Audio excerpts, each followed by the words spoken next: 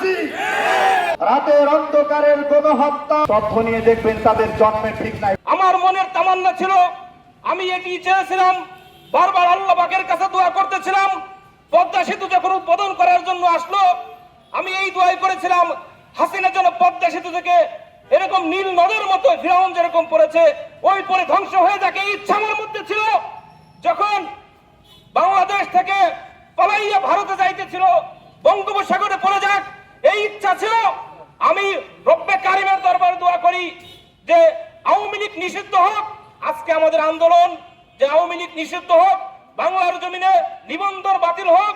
শুধু তাই নয়, জীবিত অবস্থায় এবং মৃত্যুর পরেও ফিরাউন যেরকম কফিনের মধ্যে আছে, গণভবনের মধ্যে শেখ হাসিনাকে কফিন করে বাংলার মানুষকে শিক্ষা নিতে হবে। স্বৈরাচার যারা, আলেম ওলামা বিরোধী যারা, ইসলাম বিরোধী যারা, তাদের অবস্থান এবং শাস্তি এরকমই বাংলার জমিনে হয়ে তা ঠিক কিনা? ন্যায় এবং অন্যায়, আমাদের উপরে শাপলা চত্বরে যে অন্যায় হয়েছে এটা নতুন করে বলে বুঝাবার কিছু নাই, সবার চোখের সামনে স্পষ্ট ছিল।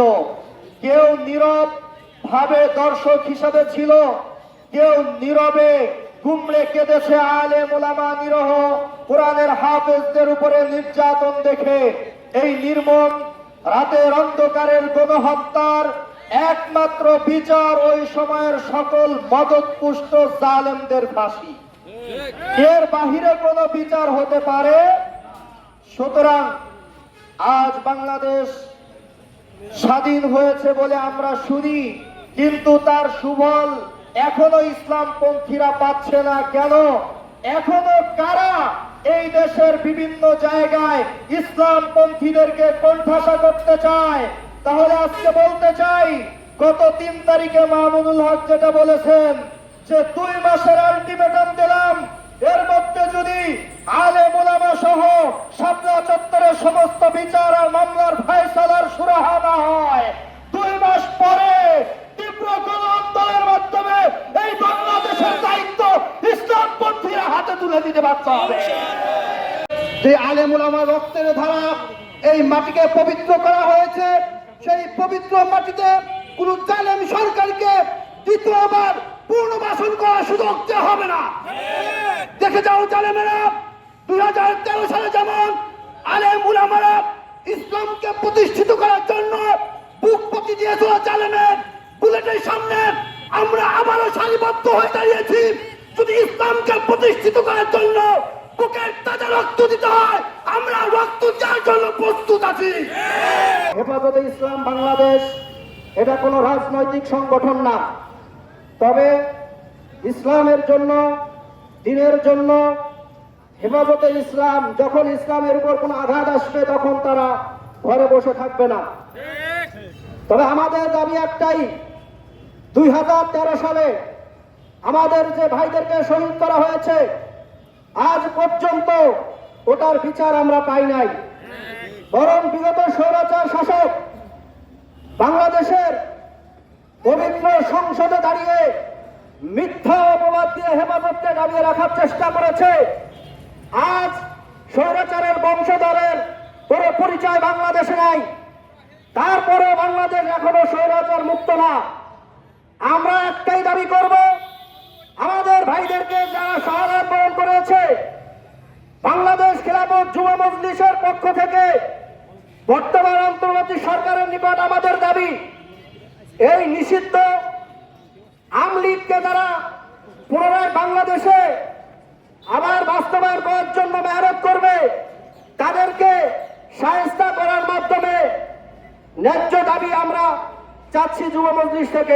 নবীর ইজ্জতের হেফাজতের জন্য তাওহীদি জনতা নিজের জীবনের পরোয়া না করে শাপলা চত্বরে যখন একত্রিত হয়েছিল, তখন নাস্তিকদের পাশে দাঁড়িয়েছিল খুনি হাসিনা। খুনি হাসিনা নাস্তিকদের পাশে দাঁড়িয়ে তাওহীদি জনতার বুকে নির্মম ভাবে গুলি করেছিল, শহীদ করেছিল।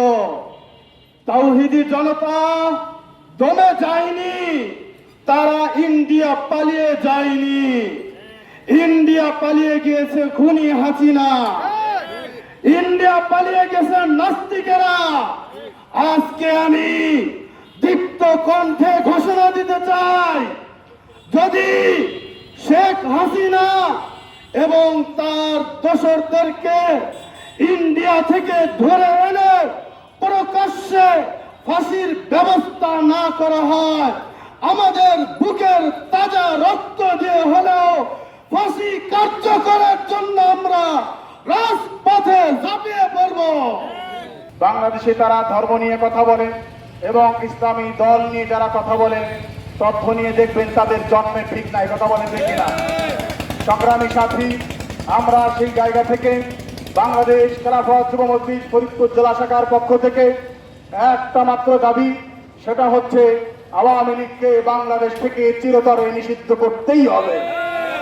এবং আর একটা দাবি হলো, এই হেফাজতে ইসলাম তথা উলামায়ে কেরাম সারা বাংলাদেশের প্রাণপ্রিয় একটি সংগঠন, সকল যুবকের হৃদয়ের স্পন্দন, আল্লামা আহমদ শফি রহমতুল্লাহ আলাইহির ডাকে জীবন দেওয়ার জন্য, ইসলামকে রক্ষা করার জন্য, দেশকে বাঁচানোর জন্য শাপলা চত্বরে যারা একত্রিত হয়েছিল, সেখানে সেই কালো রাতের অধ্যায় এদেশের প্রশাসনকে তারা ব্যবহার করে আমাদের সামনে, প্রশাসনের সামনে দাঁড় করিয়েছিল। সেখানে হাজার হাজার মুসল্লিদেরকে আহত করে, সহস্রাধিক মানুষকে শহীদ করে এদেশে শুধুমাত্র এই বাংলাদেশেরই বদনাম করে নাই, সারা বিশ্বের মানচিত্রে এদেশে আওয়ামী লীগ স্বৈরা শাসক হিসেবে এই দেশ থেকে তারা এরকম ভাবে ওই নামেই তারা পরিচিত হয়েছে, কথা বলেন ঠিক কিনা?